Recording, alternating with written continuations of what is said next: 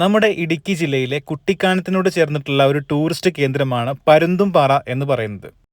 അവിടെ നമ്മൾ ചെന്ന് കഴിഞ്ഞാൽ ഇതുപോലെ പ്രകൃതിയുടെ മനോഹരമായിട്ടുള്ള ദൃശ്യങ്ങൾ നമുക്ക് കാണാൻ സാധിക്കും.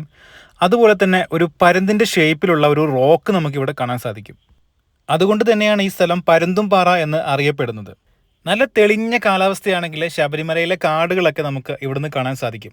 മാത്രമല്ല, മണ്ഡലവിളക്കിന് മകരജ്യോതി കാണുന്നതിനായിട്ട് ഈ പരുന്തുംപാറയിൽ ഒരുപാട് പേര് വരാറുണ്ട്. ഇങ്ങോട്ട് വരുന്ന വഴി കുട്ടിക്കാനം എത്തുന്നതിന് മുമ്പായിട്ട് ഒരു വളഞ്ഞെങ്ങാനം വാട്ടർഫോൾസ് ഉണ്ട്, ഈ കാണുന്നതാണ്. ഇതെല്ലാം കണ്ട് ഏകദേശം ഒരു 12 കിലോമീറ്റർ സഞ്ചരിച്ചു കഴിഞ്ഞാൽ ഈ കാണുന്ന മനോഹരമായിട്ടുള്ള പരുന്തുംപാറയിൽ നമുക്ക് എത്തിച്ചേരാം.